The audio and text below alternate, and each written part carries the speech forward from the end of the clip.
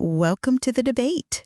Today, we're diving deep into the instruction for the first initiate degree of the sacred Atlantean Brotherhood. This is the degree of harmonious union. And our working tool, our focus for this degree is the ocean.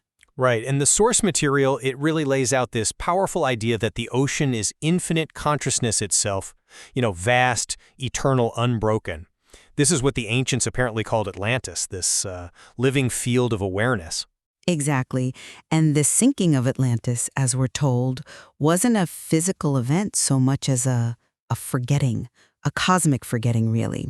It's that moment consciousness started to identify with matter, mistaking the ripple, the temporary form, for the boundless sea itself.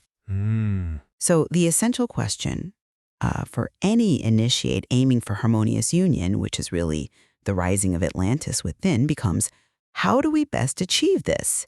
Is it primarily through, let's say, the dedicated science of stillness, that internal remembrance? Or is it through conscious, engaged action out in the world, what the text calls living among the waves? I'll be arguing that stillness, that internal work, has primacy. It's the necessary foundation. And I'll be taking the view that while that inner work is absolutely fundamental, you can't really achieve full harmonious union without conscious external illumination and, well, integration. It's about completing the cycle, expressing the ocean through the wave's activity. The goal isn't just finding stillness, it's living from it. Okay, so my position, it really stems directly from looking at the root cause of that original fault, that forgetting. The path back, the path to remembrance, has to be internal. As it says, I am not my thoughts. I am that which is aware of them.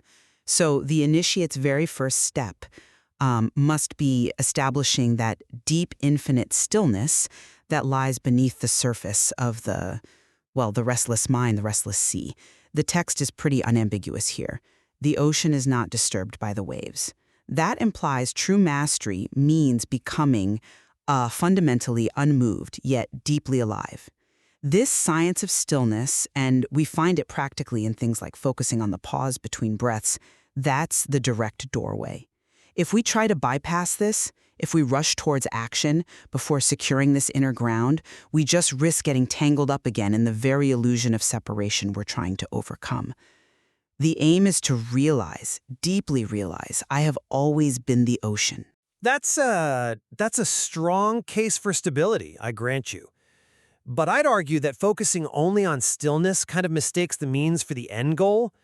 Remembrance opens the door, yes, but the material also teaches, and this is important, that the ocean expresses itself as the waves. And even more directly, you were not born to flee the world, but to illuminate it. So, true harmonious union, it seems to me, has to integrate the internal and the external. The old principle, as above, so below. It demands that our inner realization actually shows up, manifests on the physical plane. I mean, the outer Atlantis fell because the inner one fell asleep, right? So its rising, logically, has to be visible both inside and out. We only fully realize the I am, that eternal presence, when we integrate it into our actions, showing we can act and still remain quiet inside. This conscious manifestation, well, that's how compassion becomes natural. It's the proof we actually see all beings as waves of that same source awareness. I understand the drive towards manifestation, I do. But let's think about the risk, the inherent danger in focusing externally too soon. This is the lesson from the ancients' failure, isn't it? The immediate danger of prioritizing action or illumination is re-identifying with the wave, with the temporary, the fleeting self. Remember, the light faded precisely when consciousness began to identify with matter. So if the initiate is still easily pulled around by the mind's turbulence, how can they reliably illuminate anything? We have to make sure the ocean's depth is secured first through practice. That's why the foundational exercises guide the initiate to just observe thoughts and then deliberately say, let them dissolve back into the sea of awareness. The first job is anchoring awareness in the eternal source, not trying to shine a light while you're still caught in the storm of the ego. Okay, but I have to push back a little there, because that implies that recognizing the ocean means the wave has to somehow stop or dissolve completely. And I think that's an incomplete picture of realization. The final stage isn't about getting rid of the wave, the temporary identity, but realizing the wave is and always has been the ocean.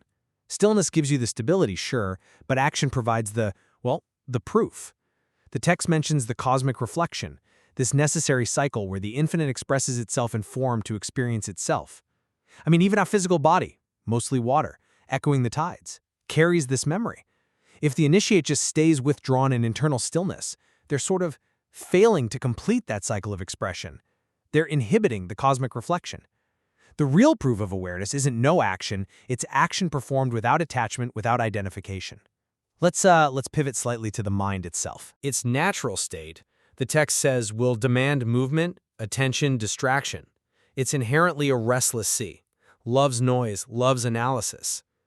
So if achieving consistent deep stillness is a mandatory prerequisite before any external engagement, doesn't that make harmonious union almost unattainable for most people starting out? It feels like an incredibly high bar. I'd argue we should actually use conscious, ethical action, acting from that nascent certainty of the I am, as a way to practice stillness while moving. The world itself becomes the place of practice. But that very difficulty you point out is precisely why deep, deliberate stillness must be mandatory first. If the mind is inherently restless, trying to use that restless mind to achieve stillness while engaging externally, well, that sounds like circular logic to me. It risks just reinforcing the identification we're trying to break. The canonical guidance, especially in the Book of Remembrance, it really warns us that these foundational practices are non-negotiable. It says, "He who fears the silence will drown in the noise of men." This book, it outlines the practical science, emphasizing that real peace is found only beneath that turbulence. Trying to bypass this core internal work, well, it risks mistaking just, good behavior or intellectual understanding for true unshakable realization. That dedicated practice, like whispering "I am the ocean" in stillness, that's the direct path to overcome the mind's resistance. So when we talk about true mastery, the fully awakened Atlantean, for me, that means embodying the state where the external storms just lose their power over you. Mastery is being the calm sea beneath the storm. It's achieving that state where fear disappears because, really, what can death do to the ocean? This focus, this emphasis on securing the unbroken eternal nature, it requires prioritizing that internal, unmoved state above everything else, initially. That inner security then allows for genuine, selfless action later, but the security has to come first. And I appreciate that focus on security, truly. But the broader wisdom, I think, in the degree states, life is not meant to be escaped. It is meant to be understood. So the highest expression of the ocean isn't just being still. It's acting spontaneously, compassionately, from that stillness. The ultimate integrated behavior is described so clearly. He acts, yet remains still within. He speaks, yet remains silent within. That integrated mastery, that's the completion of harmonious union.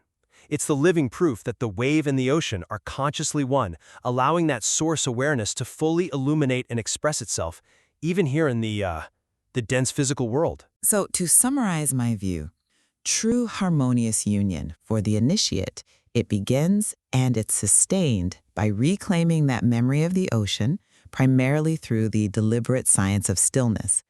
This realization ensures one is fundamentally anchored in the source, the awareness itself, and that achieves the essential state of being unmoved, eternal, and whole. And from my perspective, while stillness undeniably opens that door to remembrance, the ultimate purpose of this awakening isn't isolation, it's illumination. The complete realization, I believe, requires the awakened Atlantean to live fully among the waves, expressing the ocean's boundless nature, embodying compassion, and demonstrating through integrated action that the temporary wave can consciously embody the eternal source. Ultimately, both approaches are aiming for the same goal, the rebirth of Atlantis, that rising of consciousness within the seeker. Exactly. They just emphasize maybe different necessary stages of the journey or different areas of focused practice needed to achieve that full remembrance. It really leaves the initiate to discern where their energy needs to be placed, perhaps moment to moment, to fulfill their own unique path to union.